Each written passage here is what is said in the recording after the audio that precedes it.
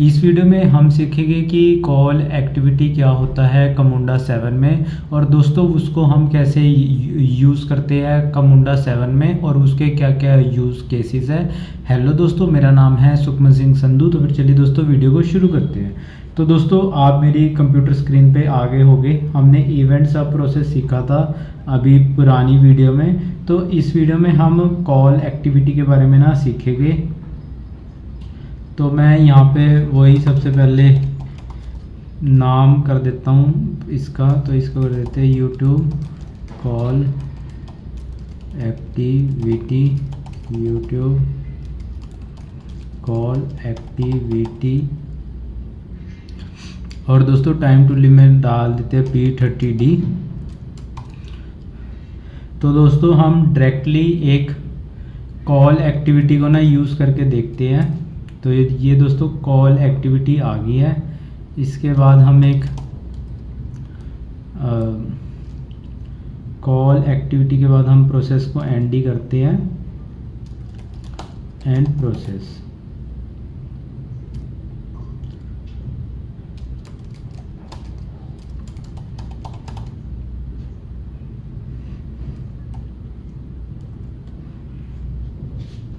तो फिर दोस्तों सबसे पहले तो हम थ्योरी समझते हैं कि हम कॉल एक्टिविटी का यूज़ क्यों करते हैं।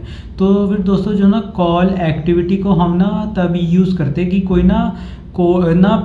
कोड का पीस है जो बार बार हमारी प्रोसेस में यूज़ हो रहा है। तो फिर हम उसे री यूज़ कर सकते हैं। मतलब कि एक बार हमने उसका BPMN बना लिया है और फिर हम उसमें बस इनपुट भेज रहे हैं और वहाँ से हमें आउटपुट आ रहा है। जैसे कि दोस्तों मैं आपको एग्जांपल देता हूँ कि आपने एक BPMN बनाया है जिसमें आप API कॉल कर रहे हो, और अगर API कॉल हो रही है फेल ना हो, अगर दोस्तों आपकी API कॉल फेल हो रही है तो आप उसे 3 बार ट्राई करते हो। अगर तीन बार में भी API कॉल सक्सेसफुल नहीं होती तो आप कोई एरर थ्रो कर देते हो प्रोसेस में। और दोस्तों आप ये 7-8 जगह अपनी प्रोसेस में अपना API कॉल कर रहे हो। तो दोस्तों आप इस केस में क्या कर सकते हो कि जो आपकी API कॉल है आप या तो उसको 7 बार सेम लॉजिक लगाओ कि मैं API कॉल कर रहा हूँ। अगर वो फेल हो रही है तो मैं रीट्राई कर रहा हूँ, अदरवाइज मैं आगे चल रहा हूँ। फिर से API कॉल हो रही है उसको मैं रीट्राई कर रहा हूँ, वरना वो आगे बढ़ रही है। तो या तो आप उसे ऐसे 7 बार कर दो, या आप उसे क्या कर सकते हो उसका आप एक BPMN डायग्राम बना लो, और फिर जो वो कॉल एक्टिविटी बना लो आप अपनी मेन प्रोसेस में, और वो आप कॉल एक्टिविटी के द्वारा उस रीयूजेबल कंपोनेंट को आप कॉल करना सकते हो। तो दोस्तों पहले मैं आपको वो समझाता ही हूँ कि सबसे पहले मैं इसको सेव करता हूँ। इसका नाम मैं करता हूँ यूट्यूब कॉल एक्टिविटी। इसको मैंने कर दिया सेव। इसके बाद दोस्तों हम एक न्यू BPMN डायग्राम बनाते हैं। इसमें हम क्या करते हैं, स्टार्ट प्रोसेस, फिर एक यूज़र टास्क लगा दिए। इसको करते हैं inside call activity user task, और फिर इसको भी हम नाम दे देते हैं यूट्यूब टेस्टिंग, यूट्यूब टेस्टिंग। इसको कर दिया P30D, और इसको कर देते हैं हम सेव यूट्यूब टेस्टिंग। ये सेव हो गया है। तो दोस्तों जो इसका ID है, ID मैं यहाँ पे कॉपी कर रहा हूँ, और जो यहाँ पे जाओगे आप कॉल एक्टिविटी, कॉल्ड एलिमेंट्स में आपने BPMN सेलेक्ट करना है, और कॉल्ड एक्टिविटी में आपने ये पास कर देना है यूट्यूब टेस्टिंग। अगर कोई बिजनेस की मतलब कि मेन प्रोसेस में तो आप उसे ऐसे टिक कर सकते हो। तो वो जो कॉल एक्टिविटी के अंदर भी सेम बिजनेस की पास हो जाएगी। तो मैं अब इसको करता हूँ सेव, इसको भी करता हूँ मैं डिप्लॉय, और वो भी मैंने डिप्लॉय कर दिया था। तो अब हम प्रोसेस को स्टार्ट करते हैं। कुछ एरर आ रहा है। अच्छा ये शायद डिप्लॉय नहीं हुआ है।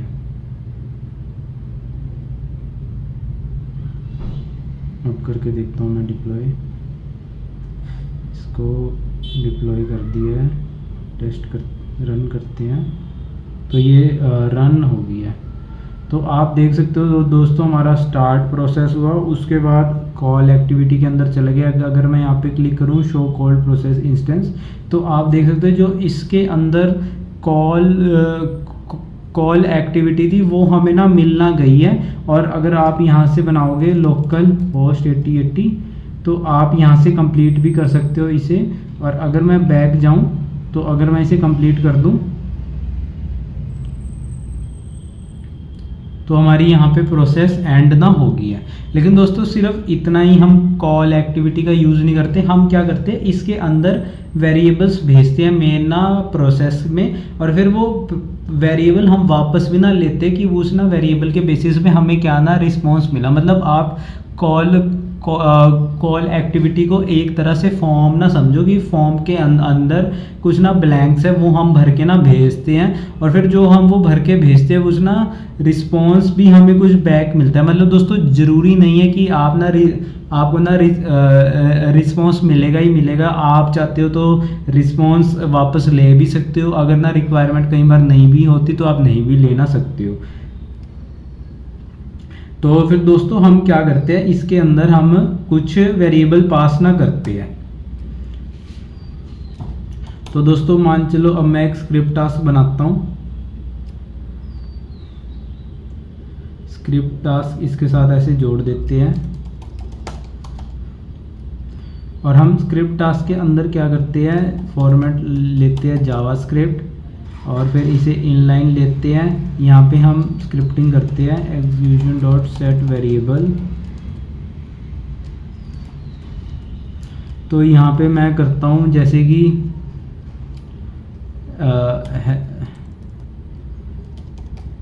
ग्रीटिंग, और इसको ग्रीट मतलब हम किसी को ग्रीट कर रहे हैं और उसको हम क्या ग्रीट कर रहे हैं, हाउ आर यू। ठीक है दोस्तों, तो हमने ये ग्रीटिंग नाम का एक वेरिएबल बना दिया है हाउ आर यू। और हम कॉल एक्टिविटी के अंदर अगर आप जाओगे तो यहाँ पे इन मैपिंग्स होती है, इन मैपिंग्स। तो यहाँ पे एक सोर्स होता है और टारगेट होता है। तो फिर दोस्तों होते हैं in mappings. In the case of in mapping source होता है जो आपका वेरिएबल पेरेंट में है, मतलब कि पेरेंट में क्या वेरिएबल का नाम है, तो हमने क्या रखा है ग्रीटिंग रखा था। और टारगेट मतलब कि आपको जो सब प्रोसेस है या फिर जो ना चाइल्ड प्रोसेस है उसमें आपको वेरिएबल का ना क्या नाम ना चाहिए, तो हम वहाँ पे कर देते हैं विशेस। मतलब कि हम यहाँ पे ग्रीटिंग को वेरिएबल को पास कर रहे हैं जो हमने यहाँ पे सेट करा है, लेकिन जो मेन प्रोसेस के अंदर वो वेरिएबल का नाम बनेगा विशेस। तो अब मैं इसको सेव करता हूँ और आपको दिखाता भी हूँ। ये चली ना गई है। तो दोस्तों आप देख सकते हो यहाँ पे हमने एक वेरिएबल बनाया है ग्रीटिंग, वो है हाउ आर यू। अगर मैं इसके अंदर जाऊँ तो यहाँ पे वो वेरिएबल आ रहा है विशेस के नाम से, विशेस हाउ आर यू। तो आप देख सकते हो कि हम ऐसे भी मतलब वहाँ पे क्या था और वहाँ पे हम टारगेट ना क्या कर रहे हैं। तो ये ना डिपेंड करता है कि आपको वो कैसे ना चाहिए। तो हम यहाँ वापस आते हैं, प्रोसेस को एंड करते हैं। और दोस्तों आप देख सकते हो इसके बाद एक और भी फील्ड्स है, मतलब यहाँ पे बहुत सारी फील्ड्स है दोस्तों, लेकिन जो इम्पोर्टेंट होती है मैं आपको वही ना बता रहा हूँ कि यहाँ पे दोस्तों एक इनपुट्स भी है। तो इनपुट्स में क्या होता है कि हमने यहाँ पे वेरिएबल को ना डिफाइन कर रखा है ग्रीटिंग, क्या पता ना भी कर रखा हो, या मतलब कि वेरिएबल है उसमें हमने कुछ ना चेंजेस करने हो, कुछ करने हो, तो हम क्या कर सकते हैं कि जो हमारा वेरिएबल है यहाँ पे जो ग्रीटिंग के नाम से है ग्रीटिंग्स, हम ना वो यहाँ पे भी ना डिफाइन कर सकते हैं। मतलब कि मान के चलो कि यहाँ पे हमने कर दिया है लोकल वेरिएबल है ग्रीटिंग, मतलब कि हमारा सोर्स का वेरिएबल है ग्रीटिंग और वो है टारगेट विशेस। तो जो हमारा ग्रीटिंग है उसको हम ना यहाँ से ना सेट कर रहे हैं कि यहाँ पे लिख रहा हूँ how are you, my name is Sukhman Singh Sandhu.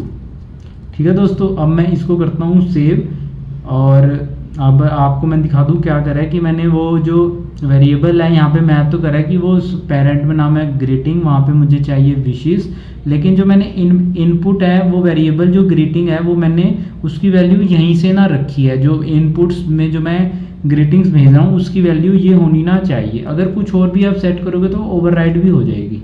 इसको मैंने ना डिप्लॉय कर दिया है और अब हम चला के देखते हैं।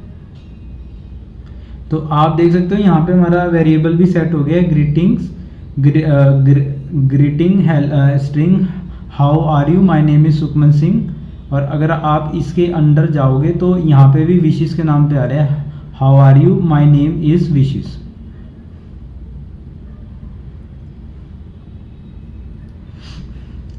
तो फिर दोस्तों हम इसका यूज़ ऐसे करना सकते हैं। और हम क्या कर सकते हैं कि मान के चलो ये तो इनपुट है, इनपुट हमने कैसे भेजा, लेकिन अब हमें आउटपुट भी ना चाहिए यूज़र से, तो हम वो कैसे ना ले सकते हैं। मान के चलो हमने क्या करा, यहाँ पे ये जो हमने स्क्रिप्ट लगा रखी है, अब हम इसकी ना ज़रूरत नहीं है। हम क्या करते हैं, एक स्क्रिप्ट टास्क लेके ना आते हैं, स्क्रिप्ट टास्क। और स्क्रिप्ट टास्क के अंदर हम क्या करते हैं, वही ये चेक करते हैं जावा स्क्रिप्ट, और इसको करते हैं इनलाइन स्क्रिप्ट।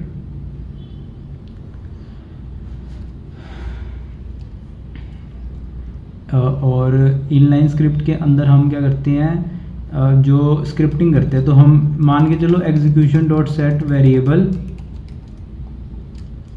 हम एक ना रिस्पॉन्स बनाते हैं, रिस्पॉन्स, और यहाँ लिखते हैं थैंक यू फॉर आस्किंग, नहीं यहाँ पे मैं करता हूँ आई एम फाइन। मतलब कि उसका बंदे का हमने उसे ना ग्रीट करा था, रिस्पॉन्स हेलो, मतलब कि विशेस भेजा था how are you my name is Sukhman Singh Sandhu, और उसने रिस्पॉन्स करा है आई एम फाइन। इसको हमने ना डिप्लॉय भी कर दिया है। तो जो इनपुट मैपिंग्स होती है, सॉरी आउटपुट मैपिंग, अब इसमें क्या करते हैं, सोर्स का मतलब है कि ना चाइल्ड में उसका ना क्या नाम है, चाइल्ड में हमने क्या नाम रखा है, रिस्पॉन्स क्या है, लेकिन हमें पेरेंट में वो किस नाम से चाहिए, हमें चाहिए बैक रिस्पॉन्स के नाम से, और ये प्रोसेस एंड हो जाएगी। तो यहाँ पे हम एक यूज़र टास्क भी लगाते हैं,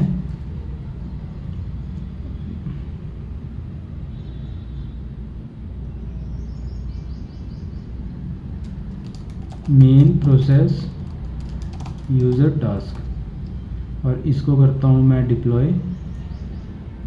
इसको मैं चला के देखता हूँ। तो फिर दोस्तों आप यहाँ पे देख सकते हो कि जो हमारा मेन प्रोसेस है हमें उसका वापस मिल रहा है back response string hello I am fine. और अगर कॉल्ड प्रोसेस तो अब ख़त्म ही हो गई है, तो मतलब कि कॉल्ड प्रोसेस के अंदर हमने एक वेरिएबल भेजा था हेलो हाउ आर यू, मतलब how are you my name is Sukhman Singh, और आप देख सकते हो अब हमें उससे ना रिस्पॉन्स बैक मिल गया, बैक रिस्पॉन्स जो हमें यहाँ पे शो भी हो रहा है, आप देख भी सकते हो। तो इस प्रोसेस को मैं एंड करता हूँ, और मुझे लगता है कि यूज़र टास्क एक इसके अंदर भी ना रखना ना चाहिए। इसको इधर करता हूँ एक बार, तो पूरा अच्छे से ना समझ आएगा। चाइल्ड प्रोसेस यूज़र टास्क, इसको यहाँ से कनेक्ट कर दिया है। वो क्या हो रहा है कि वेरिएबल जो क्रिएट हो रहा है वो दिख नहीं रहा है। तो अब इसको भी एक बार डिप्लॉय करता हूँ। आप प्रोसेस को ना चला के देखते हैं, तो आप देख सकते हो यहाँ पे वेरिएबल बन गया है greetings hello how are you. अगर आप इसके अंदर जाओगे तो आप देख सकते हो विशेस भी आ रहा है hello how are you my name is Sukhman Singh. और यहाँ पे हम फिर वो रिस्पॉन्स वेरिएबल बना रहे हैं। और मैं क्या करता हूँ, टास्क लिस्ट में जाके चाइल्ड वाला मैं कंप्लीट कर देता हूँ। तो यहाँ पे मैं रिफ्रेश करूँ तो हमारा ग्रीटिंग्स तो चलाना गया है। ग्रीटिंग्स हमारा क्यों हो गया है, क्योंकि हम उसे यहीं पर इनपुट्स में ना डिफाइन कर रहे हैं, और जो हमारा मेन प्रोसेस है उसमें हम उसे डिफाइन नहीं ना कर रहे थे, इसलिए वो हमारा वेरिएबल चलाना गया है। और आप देख सकते हो तो ये हमें यहाँ पे दिख रहा है, लेकिन हमें बैक प्रोसेस मिल गया है और उसको आप यहाँ देख भी सकते हो। और मैं इसे कंप्लीट भी कर देता हूँ, कंप्लीट। और अब हमारा एक चीज़ रह गई है, आप देख सकते हो यहाँ पे आउटपुट्स भी है। तो आउटपुट्स हैं, जैसे मैं आपको मतलब कि प्रोसेस वेरिएबल नेम, तो फिर अगर मैं मान के चलो हम यहाँ पे क्या कर रहे हैं, बैक रिस्पॉन्स ही हम ना ले रहे हैं, और वहाँ पे मैं ना स्क्रिप्ट ना लगाता हूँ। तो यहाँ पे मैं करता हूँ जावा स्क्रिप्ट, और यहाँ पे मैं करता हूँ इनलाइन स्क्रिप्ट। तो दोस्तों हम ना पहले वो वेरिएबल गेट करते हैं कि हमें वहाँ से क्या मिल रहा है। तो var response equals to execution dot set variable response, और फिर हम क्या कर रहे हैं, रिस्पॉन्स इक्वल्स टू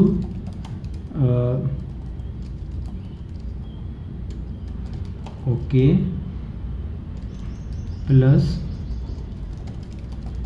रिस्पॉन्स। इसको मैं डिप्लॉय करता हूँ, और अब इसे एक बार चला के देखते हैं और देखते हैं क्या ना होता है। तो दोस्तों यहाँ पे हमारी ग्रीटिंग्स का वेरिएबल बन गया है, और यहाँ पे टास्क लिस्ट पे आ जाएगा। इसको मैं कंप्लीट करता हूँ, कंप्लीट।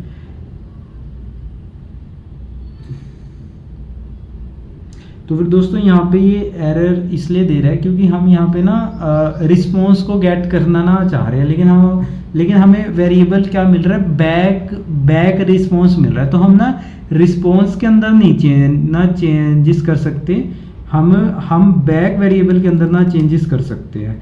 एक बार ये भी ना टेस्ट करके देखता हूँ कि आप हमने ना रिस्पॉन्स तो बना लिया, लेकिन उसको रिटर्न करने के लिए हमें एक बार ऐसे रिस्पॉन्स लिखना ना होता है लास्ट में। तो मैं एक बार इस प्रोसेस को एंड करके फिर से देखते हैं हम क्या होता है। तो इसको मैं करता हूँ डिप्लॉय, इसको करते हैं हम रन, और अगर मैं यहाँ जाऊँ फिर से तो ये दूसरा आ रहा है, इसको मैं क्लेम करता हूँ, कंप्लीट करता हूँ। तो ये दोस्तों कंप्लीट नहीं करने दे रहा है, यहाँ पे एरर दे रहे हैं, call activity cannot involve method जेडीगी dynamic beans dot overload dynamic method. तो यहाँ पे हम गलती क्या कर रहे हैं कि हमें जो अच्छा सेट कर रहा हूँ और हमें गेट करना है, ये भी गलती है हमारी, सॉरी। तो यहाँ पे करते हैं var response equals to execution dot get variable response equals to ये, और इस बार करके देखते हैं इसे क्या होता है। ओके, और फिर से टास्क लिस्ट पे जाते हैं,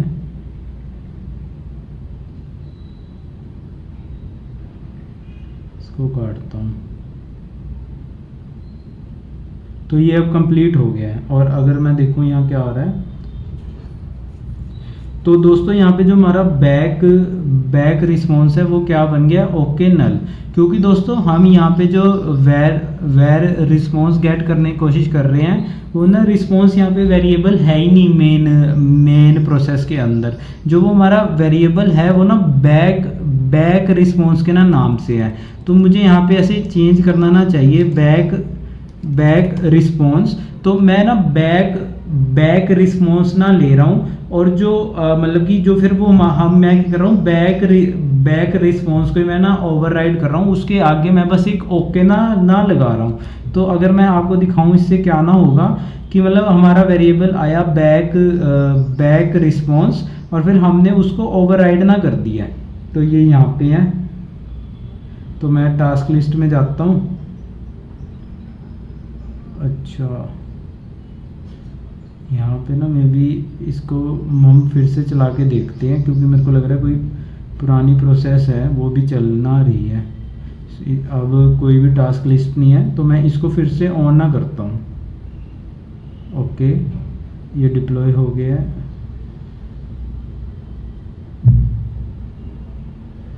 टास्क लिस्ट में जाऊँ, चाइल्ड, अरे फिर से दो प्रोसेसेस चल पड़ी है। तो मैं एक को बंद कर देता हूँ और हम इस पे ध्यान ना देते। तो हम ना चाइल्ड वाला कंप्लीट करते हैं। इसको मैं रिफ्रेश करूँ तो एक आ रहा है, मैंने यहाँ पे इसे करा क्लेम। तो अगर अब मैं आपको मेन प्रोसेस दिखाऊं तो हमारा बैक रिस्पॉन्स आ रहा है, back response okay I am fine, मतलब कि हमने वो वेरिएबल गेट करा बैक रिस्पॉन्स और हमने उसी को ना अपडेट कर दिया है। लेकिन अगर मैं यहाँ पे कर दूँ बैक रिस्पॉन्स टू, तो हमारा क्या रहेगा कि हमारी वो वाली भी रहेगा वेरिएबल बैक रिस्पॉन्स, लेकिन उसे हमने गेट करके एक दूसरा वेरिएबल भी बना दिया है। तो हम ऐसे कर सकते हैं। तो ये दो बातें आपको पता होनी ना चाहिए, तो मुझे लगा ये ना समझा दूं। तो अगर ये हो गया, अब मैं इसे टास्क लिस्ट में जाता हूँ। ओके, ये हमारी पुरानी प्रोसेस का है, इसको मैं क्लोज करता हूँ। तो चाइल्ड प्रोसेस को हमने कंप्लीट करा और यहाँ पे मैं दिखाऊं तो अब हमारे ना दो बन गया, response hello I am fine, back response to okay I am fine. तो मतलब इनपुट आउटपुट से हमें मतलब क्या करता है कि जो हमें रिस्पॉन्स मिलना जाता है, जो हम ना गेट ना करते हैं चाइल्ड प्रोसेस से, उसके ना बिहेवियर ना उसके के बेसिस पे हम ना नए वेरिएबल बनाना सकते हैं या फिर वो उसको अपडेट कर सकते हैं। मतलब कि ये काम एग्जीक्यूशनल लिसनर के साथ भी हो ना सकता है, बट मुझे लगा कि ये चीज़ मैं आपको ना दिखा दूं। और मैंने आपको जानबूझ के कुछ गलतियां करके ना दिखाई कि मैंने पहले रिस्पॉन्स को गेट करने की कोशिश करी, बट जो ना रिस्पॉन्स आ रहा है वो हमारी ना चाइल्ड प्रोसेस के अंदर था। उसके बाद ना नल ना आया, फिर मैंने यहाँ पे बैक रिस्पॉन्स करा, जिसके कारण से हमें ओके बन रहा था, लेकिन जो हमारा बैक रिस्पॉन्स है उस पर ही ओवरराइड होके ओके ऐड ना हो रहा था। उसके बाद मैंने क्या करा, बैक रिस्पॉन्स टू ना बनाया, जिसकी ना मदद से कि एक और वेरिएबल बन रहा है बैक रिस्पॉन्स तो रहा ही और बैक रिस्पॉन्स टू भी ना बना। इसके अलावा मैंने आपको ये भी बता दिया कि इन मैपिंग्स का कैसे ना यूज़ करते हैं, इनपुट्स का ना क्या ना यूज़ है, आउट मैपिंग का क्या यूज़ है और दोस्तों आउटपुट्स का ना क्या ना यूज़ है।